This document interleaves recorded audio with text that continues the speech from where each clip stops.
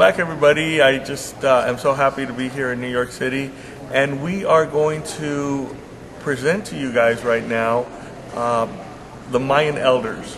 The Mayan elders have a mission that they've come to New York City. They were invited to the United Nations to speak before them and bring their message. The message that the Mayan elders are bringing is about the end of the cycle of the Mayan calendar and all the ramifications involved in that. They're going to be talking about the shift in the earth, what's happening with climate and how we're affecting all of that. And they bring a strong message that man has to start doing something about what they're doing to the environment. So you guys are going to get to see this and experience it for yourself, and I hope you enjoy it. Also joining Don Alejandro in this mission of the Mayan elders coming to New York City, to the United Nations, is Humbatz Man. Humbatz Man is one of the elders of the Yucatan. He lives in Merida, Yucatan, and his mission, along with Don Alejandro and with Don Pedro, is to bring this message of hope and this very important message to the United Nations and to the world. Well, this is the beginning of a very exciting weekend where we have these Mayan elders and these ancient crystal skulls in New York City for a big event. These skulls are probably over 5,000 years old. And together with the prophecies of the Mayan elders, they create a configuration of something new emerging. And it's coming to New York to sort of open up people to this idea that there is a shift of the ages. And that's what these Mayan elders will be talking about. So let me introduce you to these Mayan elders, and they'll make an opening statement about what's coming, about why they're here, and why it's important for the press to know about this. So over here we have Humbatz. He's a solar day keeper. He's a Mayan calendar holder. He's a high priest of the Mayans.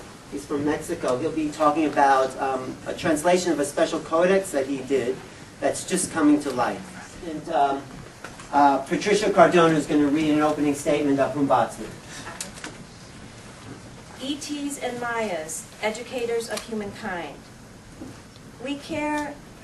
Wait, just see the light. Oh. We are just beginning in the universe. We are just beings here. We have a universal essence, and our spirit is essence of many suns and moons. When we watch the sky at night, we can admire the greatness of the celestial vault, and we feel attached to hundreds of celestial bodies. Usually, we feel we can reach even the most distant and brightest star.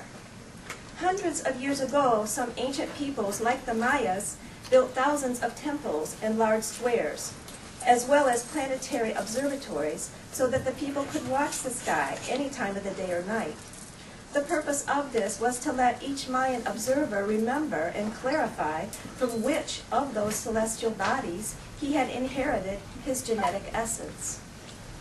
In the old times, the Mayan priests of Ekbalam and other ceremonial centers used to teach the people how to look for their essence in the stars through certain rituals. They also taught people how to awake their genetic memory through magic rites so that they could use this memory to remember which of those bright points in the universe they had embodied this sacred planet called Earth. When the Mayan priests of Chichen Itza and other ceremonial Mayan centers, known as Halpin and Ekbalam, did their rituals and meditations, it was with the purpose of finding the origin of their essence in the universe, in their roles as educators. These priests had the duty to teach their people the relationship between them and the cosmic law. We, the human beings, are the cosmic seed.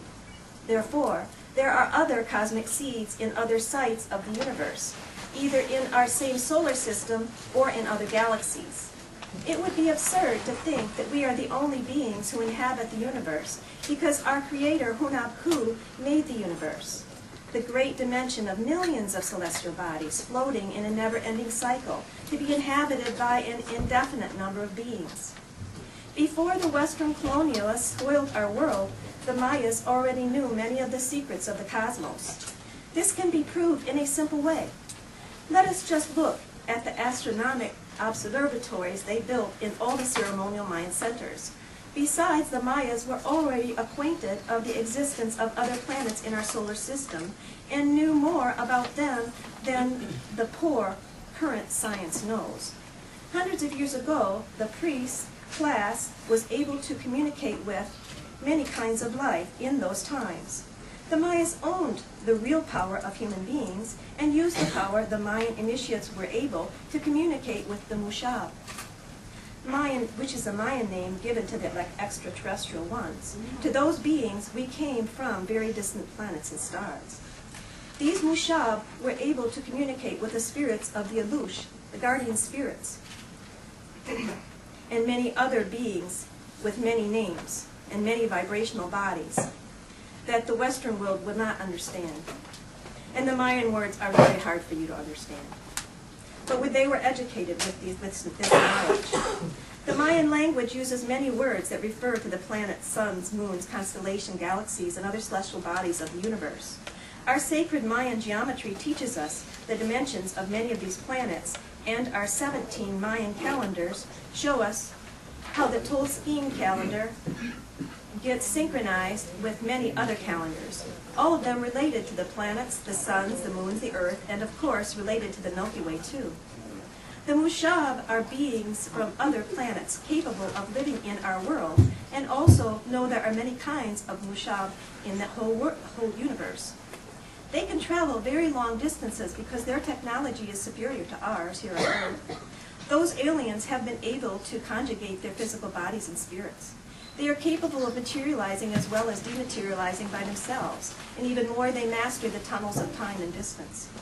We, the human beings, are very behind in the spiritual knowledge, and that is the reason why we cannot release our body from our spirit. The Mushab know how to apply the technology of the spirit to travel long distances, while we, the humans, believe that our physical heavy matter will be able to travel these long distances in the universe. We don't know how. If we keep walking the path of the materialistic technology dictated by the Western thought, it is very likely that we will be traveling through the universe in the same way as aliens, but 2,000 more years from now. However, we do not even know if mankind can stop fighting wars, and if the humankind will be alive 10 years more on our beloved Mother Earth's surface. I am quite sure that hundreds of years ago the Mayas were in close contact with the Mushab. Mayas and aliens used to live together peacefully because they showed a great respect to each other, since they both knew they were cosmic beings. They also share their knowledge because it is a good thing to help each other. The purpose of the exchange of knowledge was to look for a better way of harmonizing the universe together. In order to let you know the spiritual technology better, we will give you an example. In Chichen Itza, there is a place known as the market. There is a pyramid that has a large bed-shaped stone on the top. An initiate was asked to lie down on that stone, and then 6 priests passed their hands over the initiate's body without touching him. This was the way to start the sacred ritual of releasing the spirit from the physical body. When the mantric words were told, the spirit got free from the body, and then the Mayan priest asked his essence to travel through the space and bring them valuable information about other planets. Of course, the Mayan priests were very accurate in their requests because they already knew the distances between the planets, their sizes, their temperature, and more information about each planet. I am sure thousands of years ago, Mayas and extraterrestrials lived together in harmony and had periodic meetings to exchange their cosmic knowledge. Furthermore, I am also sure that those aliens shared their cultural knowledge, not only with the Mayan, but with other peoples of the planet too. The Egyptians, the Incas, and some other people whose temples and buildings now lie down beneath the sea, deep under the waters. Nowadays, many scientists get amazed of the cultural development the Mayans reached, and just 10% of the whole Mayan culture has been understood so far. It is due to the fact that the current patterns of mental development of human beings are very limited. This and the Western education we receive make our physical and mental faculties vanish day after day. In the ancient times, when we still owned the cosmic knowledge and applied it in our everyday lives, our cosmic faculties worked perfectly. It was a time when we were able to communicate with the Mushab, or extraterrestrials. It was a time of the cosmic harmony between the Mushab. and the human beings. And this is the reason why we learn from each other during so many centuries we spent together. It is important for us to try to understand why the Egyptians, as well as the Incas and Mayans, their knowledge of the cosmos was so vast. Evidence of the knowledge can be found in their temples, codices, and pyramids. And this shows that these people had a close relationship with the Mushab. We can say that it was a time of the light of wisdom, when the human beings lived happily, watching the celestial vault and learning the mysteries of the universe. All these facts make us conclude that thousands of years ago, the wisdom of extraterrestrials and Mayan was spread to all the corners of our planet Earth. Therefore, the Mushab and the Mayas were considered to be the educators of the humankind. Today, we must retake the right pathway of the cosmic wisdom, that the wisdom is the only one thing that will be able to save the humankind from their destruction. When Cleopatra, the queen of Egypt, was about to die in 30 BC, she said some words that are worth being repeated in this manuscript. These words show the importance the sacred Mayan lands had for the Egyptians. These words said by the Egyptian queen came from the wisdom the people of the Mayan tradition still keep. But the official linguists have not been able to understand the sacred wisdom yet. When the queen of Egypt, Cleopatra, was in agony, she said, "I'm going back to the place where the law of the beginning was written. I'm going back to the place of my cosmic parents. I'm going back to Yucatan, Yucatan, Yucatan." After saying these magic words, she died, and her spirit left her body to take its journey to the sacred Mayan lands. To conclude this article, I am here attaching, well, there's some other manuscript, we're not attaching right now, sorry. You must have realized by now that the ancient Mayas have a real communication with the Mushab and extraterrestrials. The fact is recorded in the Mayan history. And the meaning of the Yucatan today is known as Yucatan.